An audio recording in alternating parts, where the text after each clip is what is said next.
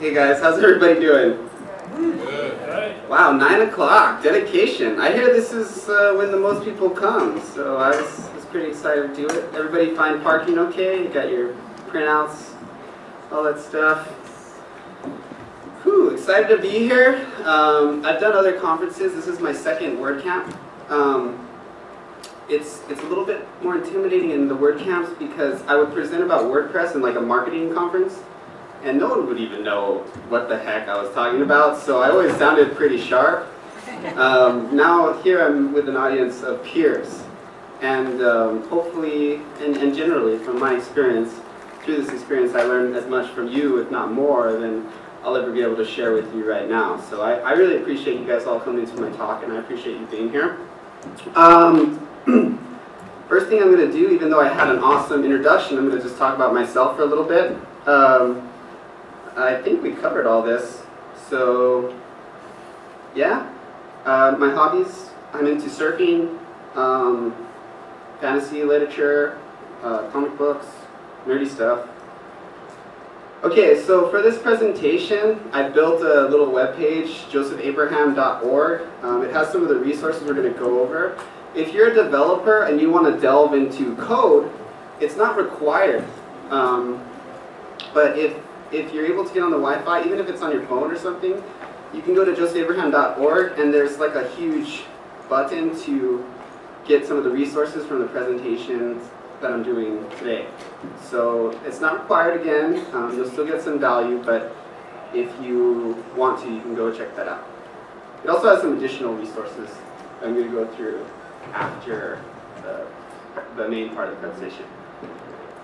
We'll start off with a quote here. This is this guy, Nick Log, who's a theme developer for a company called Themify. He's the founder, and he has a blog that I've been reading for about 15 years, basically since I started doing web development. And he really defines what Flexbox is in a very concise way. He says it in a way that I really can't beat, so I'm just going to go ahead and read what he said. Flexbox is an incredibly useful tool for layout without using floats or positioning. Currently, almost all current browser versions support Flexbox, making it the go-to standard for web design. It can solve a number of problems efficiently, such as vertical alignment, space distribution, ordering of elements, and sizing. It offers more freedom to arrange the content of a page depending on the size of the viewport, achieving an inherently responsive layout with only a few CSS rules and simple HTML structure. Now, how's everything going down here? A lot of people, when I first try to tell them about Flexbox, they are under the impression that it's like this thing you got to download and like install on your website, like a plugin or like jQuery or something like that. But Flexbox is part of CSS3. It's built into your browser, so you don't have to download anything. It's the new standard, so you don't have to worry about downloading it. First, I'm going to talk about some Flexbox history, the history of Flexbox and how it kind of came. This is more of a history of responsive design. When you know where you came from in this regard, you kind of can see the value, and you can kind of see why they made some of the decisions that they did make when they started it, when they put it together. Once upon a time, long ago in the 90s, there were these things called tables. Tables were king. Tables ruled the land of web development. If you wanted to have columns, you had to use tables, pretty much. I mean, there's a couple other hacky ways to do it. But for the first, 10 years or so of websites, 15, that was pretty much the process. Then came the iPhones in 2004. The iPhones didn't fare well with tables, because websites were now requiring what we call responsive design. The iPhones multiplied like gremlins. There's a gremlin, if you guys don't know what that is. Great movie, I recommend it. iPhones became very prominent. Even within the first couple of years of usage, we're looking at about 30 to 40% of internet viewing happening on these little tiny devices. At this point, most of website content was not in alignment with that, and it was primarily because it was still based off of tables. So, what do we do? Tables were now obsolete, but the divs rose up with a specific functionality called float positioning. Divs became the web standard for responsive web design. And this is probably more what a lot of you, if you are developing now, you use this type of functionality. You use a floating div. Now, as a side note, floating divs, the original purpose for them was for text wrapping. They were something you would do to make your text wrap around an image or an element with a caption. They really were not originally intended for responsive design, even though for, I'd say, close to a decade, that's basically how we've been using them. Unfortunately, floating divs were never really suited to be on top, as they were kind of a hack. Microsoft had a good idea for once. Microsoft had this idea for box display. So like in the super last kind of editions of Internet Explorer, they had box positioning, which was similar to Flex, not quite as developed, but the concepts were similar. Everyone else, other than Microsoft, wanted to do this thing called flex positioning, which in short is how we got the name. Eventually they kind of came to a conclusion. Eventually, after some normal browser wars, they got together and agreed on a name. They called it Flexbox. They compromised. They combined their two separate names, and that's why we have this strange name Flexbox, which it kind of seems like, why would you call it something like that, you know? So it makes sense that it was a compromise. Now Flexbox, like right now, Flexbox works for about 98% of browser users. So that includes your Facebook browser, to your Chrome's iOS browser, to your Safari iOS browser, to your desktop browsers, 98%. So I'm getting to the point now in my personal development where I don't even use fallbacks anymore. I'm kind of just like, forget the 2%, you know. The end of my story. I have a quick side note here. I want to just talk about grid. A lot of people ask me, what is grid? Okay, so we have Flexbox and we have grid. The easiest way to explain it is grid is based it's about combining columns and rows. If you think of like an Excel spreadsheet and the way you'll move a column to open it, that's how grid works. Like the top column will affect the bottom column and so forth. Where in Flex, if you were to expand the top column, it would not affect the bottom column. Grid is a little bit more similar to the kind of older table layout, and Flexbox is a little bit more in common with float positioning. Although it's not that similar, but if you were to try and make parallels, Flexbox is suited for getting in there and kind of doing quick, dirty fixes if you want to get like, if you're building out a pure HTML page and you want to just get in there real quick and do something, Flexbox is your way to go. Grid has the advantage if you're trying to create a layout that's consistent among many pages. So what I tend to see is theme developers are starting to favor grid, but for the most part, they're basically the same idea. If you guys have questions about that, it is a little bit tricky to explain, so feel free to ask afterwards. Okay.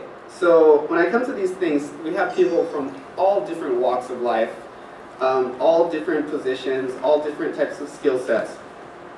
And I'm really hesitant to use code in an event like this, but I'm gonna. So I hope everybody's gonna be okay. So let's just get through this and we'll make it. First off, Flexbox uses about 1/3 the code as the float positioning. So right there you have a couple advantages. It's going to be much faster, okay?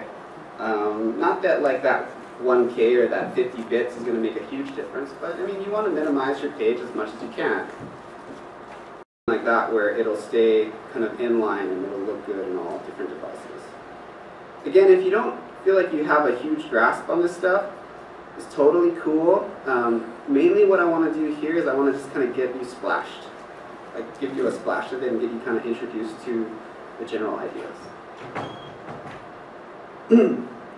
Okay, Flexwrap. That was what we just did. Okay. You guys okay with it?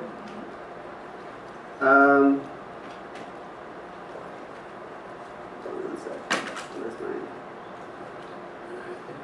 Okay, so as like a developer who's been doing this for, you know, a long time, since I was like 10, just like...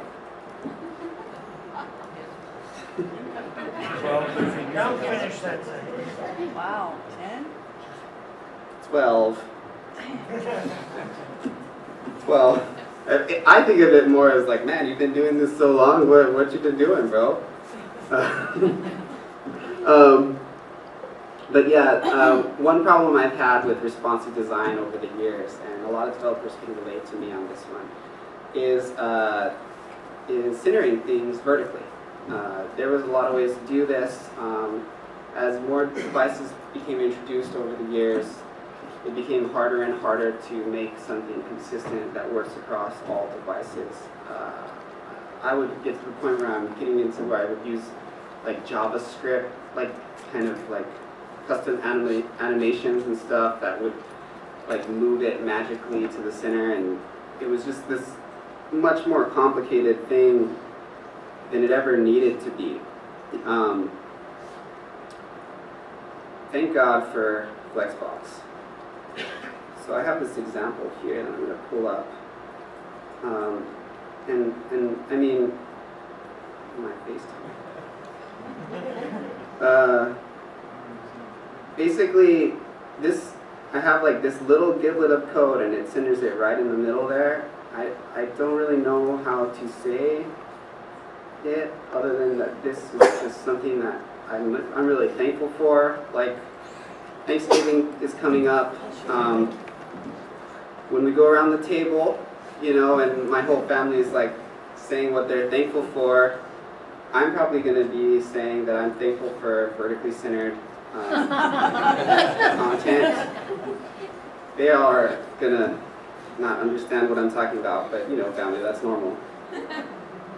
But yeah, so for this, you can see I can like increase the size or something, and it'll stay right in the center. It's amazing. It is. It's magic. You're right. Amen. It's a hallelujah moment. As soon as I saw this, I was just blown away. I feel like people don't really appreciate it because if you've struggled all those times like having to adjust your layout, because vertical centering is something that I feel like should be somewhat intuitive. To me, it's the holy grail of Flexbox. When I'm talking to other developers, a lot of them will say that they actually think the responsive navigation is a lot more exciting for them. You know, everybody has their own thing they like about it. The whole reason I'm here today is not really to, you know, teach you how to do this stuff. I will give you a lot of resources though afterwards, and hopefully you'll take it up. Before you move on, could you just display the rest of the class for that panel? Marginata. Oh yeah, there's just a bunch of Marginata. There's other ways to do it. Okay, that's Yeah, and if you go to josephabraham.org, I have a link right to this specific group of CodePens, so you can go and look them all up and kind of mess with them yourself. CodePen's great for that. But yeah, it's just all Marginata. There are other ways to do it, but this is just the least code-intensive ways. What's the location to find it? Just go to josephabraham.org, and then there's like a huge CodePen link like right in the front. It's like, it's green, it's the same color as that. It's really obnoxious. I built that page last night, so it's definitely not my most beautiful work, but it has the resources from this presentation. So, you guys having a hard time getting on the internet? It's a little bit rough for me when I came in earlier. Okay.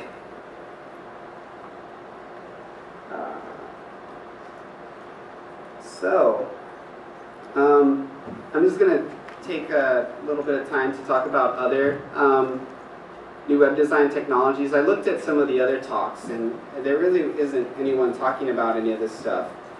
So, I'm going to kind of just splash you guys with like concepts. So, one thing that I've been doing quite a bit recently is SVG animations. There's a lot of books on it. If any of you want to email me or contact me on Facebook or Twitter and ask me if you become interested in SVG, I have a ton of great resources.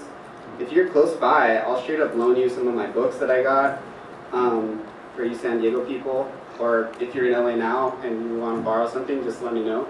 But SVG, basically, it's just vector-based graphics for the web, which actually SVG is a kind of an older format. It's been around for like 20 years. We're getting to the point with responsive design that it's very necessary. If I'm wrapping, like, I use SVG images in conjunction with Flexbox like every day. Also, SVG is really cool. You can actually, I discovered this recently, you can actually put animations right into the file. So you can do hover over effects, you can do transition effects, you can do loading effects right into the actual file. So you don't even have to mark it up with any CSS, which, and it preloads in like an image. So just makes everything faster. I'm not going to nerd out on SVGs anymore. SRC sets. WordPress comes stocked with SRC sets, but if you're kind of just aware of the concept,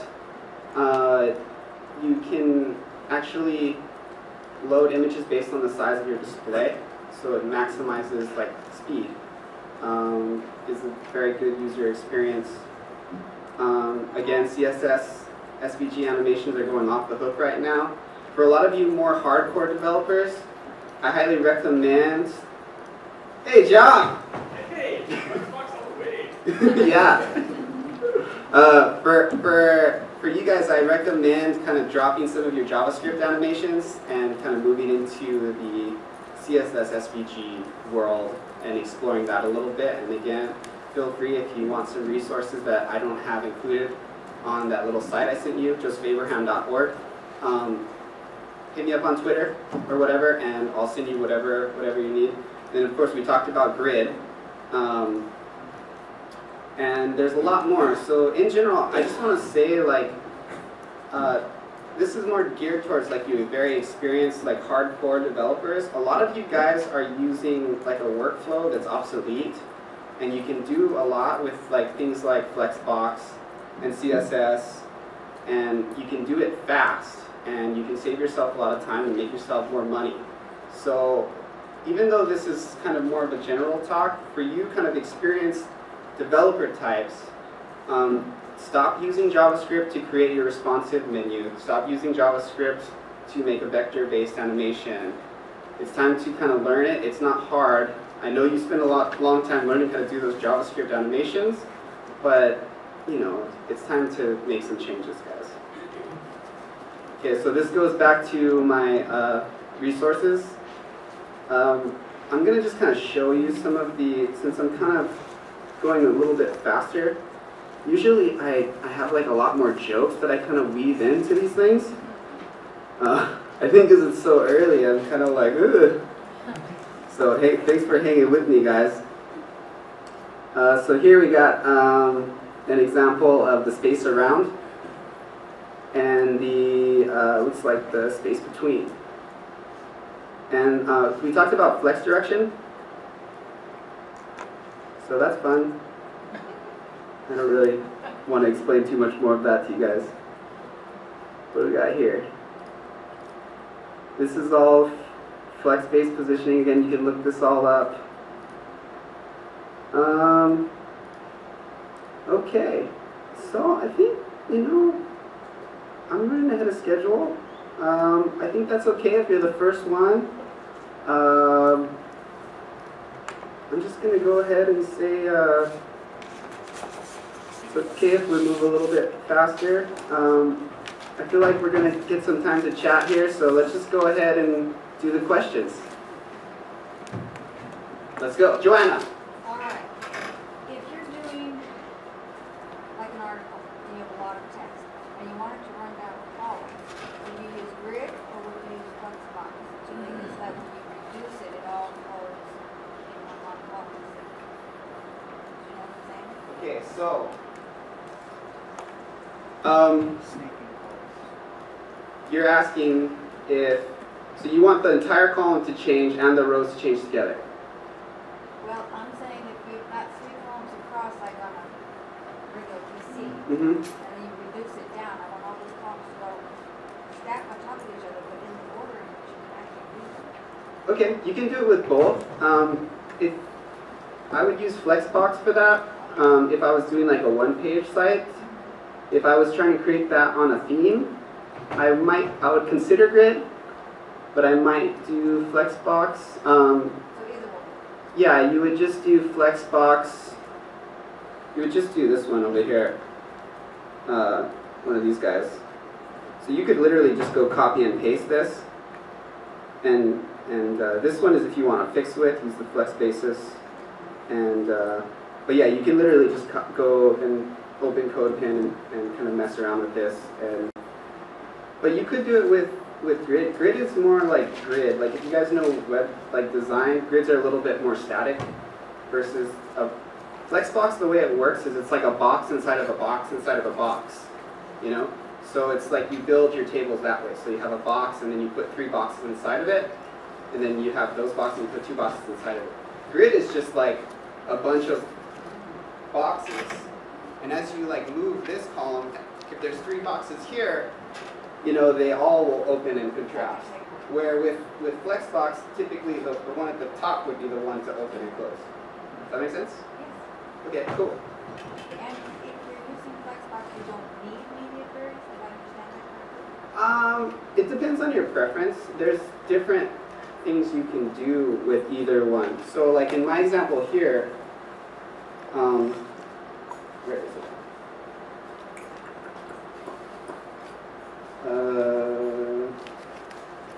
I think I left one of my examples out of this. Yeah, what happened? Did I like remove it? Did I? Okay, wait, just bear with me. There's one missing that I want to show you. I'll definitely add it after the presentation, but it's in here. Just gotta go back. Don't get distracted by all my other pens. They get a little bit crazy. So there should be one more.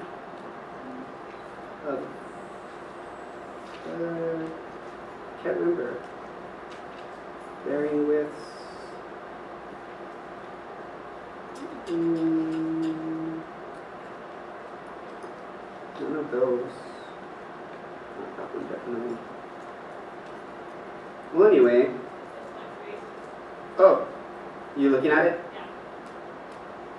Okay, good. No. It was the very first one shows how it wraps from dual Yeah. columns to now. Oh, okay. Yeah, I just can't tell because of the preview. Okay. Open. Guy. Okay, so this one on the top is, this one down here is a media query. You see that? So it, wait, actually I think the one, Well, that does what she wants. It goes from 2 columns to 1 column. yeah. So this does it, but this will like tear it off. So for this one you can go like, and it'll drop down as you contract if you want that type of effect. Sometimes for like an image library or something, it's like a good place for something like that. Usually with menus I use media queries personally, but I will use Flexbox, and you can do something called like flex direction where you can change the alignment to where it's vertical. You know, so that works because if you have a display, sometimes you'll have your navigation on the left or the right. So I'm going to give you some resources in a little bit, but I definitely recommend kind of playing around with going through the course that I'm going to recommend in a little bit. But if you use Flexbox, you don't need You can go either way. There's really, Yeah. yeah, I use both depending on the situation. But you can do a Flexbox site without any media queries. It just depends on what you want to do. I mean, you know, you can design it however you want, but you can replace a lot of the functions. To answer the question, yes, you can create a lot of the same functionality with Flexbox that you can with media queries. Okay, cool. Any other questions? What's up, man? This might be a little, yeah, cool, man. This is a good presentation. This might be a little off topic, but Apple, you know, the way you scroll up and the images change Oh yeah. as you scroll up. Any idea how that's created? Well, I mean, I looked at it. Is John still here? Did he leave? He did. But you could do that with SVG. You can actually, so that's not a Flexbox necessarily thing, but it is a new technology. It's SVG. Basically with SVGs, they're vectors, and you can actually fill them with a background right in the actual file.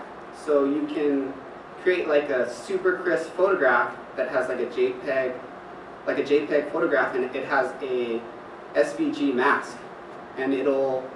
So for the Apple side, there's this big X, right? Let's just go there. Yeah, thanks. iPhone X. Might as well enjoy the bask in the beauty. It's actually that for 8. Oh, my bad. Yeah, the one. Well, I want the one with the big X on it. Where's that? The Keynote or something? I don't know. It might be that. I think they might have changed it. I know Yeah. what you're talking about. Well, there used to be like a big Yeah. X, Yeah. and it would and it had like this cool like gradient thing Yep. behind it. And as you scrolled down, it like expanded, and then it like blew past you. Right. So what they're doing there is they're using an SVG mask, and they're making a scroll app. So you can do that all actually with CSS. I don't think in their specific way that they did it, you know, they use CSS entirely. I think there was some JavaScript in there. And theirs actually didn't work on Firefox, which I was like, come on, Apple, you're gonna do it. get with it. But yeah, so there was this big X, and it like expanded, and then this other thing faded in. Right. That was all SVG animation, not so much Flexbox related. So there's a lot of great things. There's this, there's a great book called SVG Animations by this woman named Sarah Dreifer, I think is her name. And I've read it like twice. It's an amazing book, highly recommended. Hit me up on Twitter or whatever. I'll send you those resources, and you can kind of get started with that type of thing. It's actually really exciting, a lot of this new stuff that's kind of coming out here. Any other questions? What's up? What do you use to create this? I personally use Illustrator. So I wanted to talk about SVGs, but somehow I felt like Flexbox was more in demand. But so for me, the process is Illustrator, and then there's a certain way you save it. I can send you some resources about that. I don't want to go into that too much, but you can then take the file and edit it in a text editor or in a code editor, and you can add certain things in addition to that. Like if you wanted to put, like I was saying, like an SVG mask, you could put hover effects. You can make certain animations go right into the actual SVG itself. Very exciting stuff. I'm kind of just getting it. You could probably tell I'm like perking up. I'm like, man, I love those things. Yeah. But there's like a lot you can do with that. And there's also usually people would run it through there's this site called SVG OMG, and it basically kind of cleans up your SVGs and makes them a little bit smaller. If you're using like very complex imagery, the vectors can get pretty big, but if you have a very simple shape like an X, like was on the Apple side, it's literally like not even a whole 1K. So you can have like this full screen image that is like 1K, so your site loads fast, Google ranks you, you know, you live happily ever after. Real quick, before I forget, and then if I did tell you guys to go to my site. I do have 2 specific resources that I suggest. It's a beautiful site, built it last night. Also, by the way, I am working on a new CSS fundamentals book. I should be done hopefully by this week, or by this month. So wait, by October, so like tomorrow's month. But I should be done, so if you want to sign up for my email list, you know, I'll probably send that to you, and we'll all be happy. So for this beautiful site, I have, this is for the code pin here, and then I have this site here, Flexbox Froggy, which is kind of a primer, highly recommended. For those of you who saw me in San Diego, I highly recommend this site. It'll just kind of get your feet wet, like a frog, you know, gets his feet wet. And you can learn some basic Flexbox. So this is kind of a starting point, but something I've done more recently is I've used this course called What the Flexbox. It's by this guy, Wes Bose. This guy is a master educator. He's like revolutionizing like the code education. If you guys ever heard of this thing called JavaScript in 30 days or whatever, I did it, and I've been doing JavaScript for years, and I learned a ton. And it was something where I know people who don't even do JavaScript at all, and they were like totally able to complete it. He basically just gives you all these fun projects. Like, for example, for the first one, you make like a drum set page. And then I made that, and then I started changing all the sounds to like, you know, sounds of my parents talking or something, and sending them the website. It was a blast. And then they would, Flexbox is a similar nature. He makes it really approachable, and you can, Wes Bose, W-E-S-B-O-S. Really strangely short name. Unusual. Not many people with two names that are 3 letters. But I highly recommend. That's a good follow-up for like kind of the material and that I'm giving you like right now. You can go there and you can learn. I think the course is like 28 days, but I did it, and I was so stoked when I started doing it. I did it in like 3 days. So that's pretty much covered everything. If you guys have any more questions, I ran through this presentation way faster than the last time I did it. I don't know what the deal is. What's up, man? Hey, one thing I want to make sure you weren't talking about unsemantic and bootstrap first. And if you didn't, then what would you say is the primary advantage or advantages of using Flexbox over those 2 frameworks? I probably wouldn't. Honestly, I would use the grid more so, just because the grid's a little bit more consistent. You know, if you, and I've only done like 1 project that fits, and it was like before, that fits what you're talking about, but it was like before Flexbox was like happening. But grid would cater more to like the consistent layout. You know, if you think of grid, it's more like, I always tell people it's like an Excel spreadsheet. So, you know, everything kind of moves in sync, and it's just a little bit easier to like make the information not get messed up. Where Flexbox is a much quicker solution, and it's good for like fixing a specific div within a specific page. But if you're building it into like your framework, I would probably go with grid. And grid is, for the most part, the same thing, except it's just grid-based versus box-based. If that makes sense. Does that help? Is that kind of clarified? Any other questions, guys? No? I guess we're going to end early. Oh, we got one. So since nobody else has anything, Flexbox, because I'm like totally lost. Cool. Me too. Taking my wife to Hawaii this Christmas. Where do I need to go? One place I need to go to Hawaii. What island are you going to? We're going to Hawaii. We're staying at the military resort there in Waikiki. So, yeah, there's. So we're gonna have a rental car, so we can go. Google the. Are you guys up for a good hike? Sure. Hike? Diamond Head. I mean, I've done Diamond Head, but. Oh yeah. I would say the Stairway to Heaven hike. Okay. It's pretty amazing. It's one of those things. It's Is like that up on that you're at the highway edge of that a goes, like, razor, through the and there's forest like and stuff? mountains. There's like 1,000 million feet down, and you feel like you're gonna fall the whole time. And Is it off of that highway that cuts through the middle of the island that goes up through Jurassic Park there? well, the Jurassic Park was filmed. I know, but it looks like Jurassic. It looks like an island. Well, yeah, the whole state does. Yeah. Yeah. Stairway to Heaven. Twitter me, and I'll send you some links. Stairway to Heaven. Thank you. Okay, guys. Thanks, I'm Joseph. excited for you.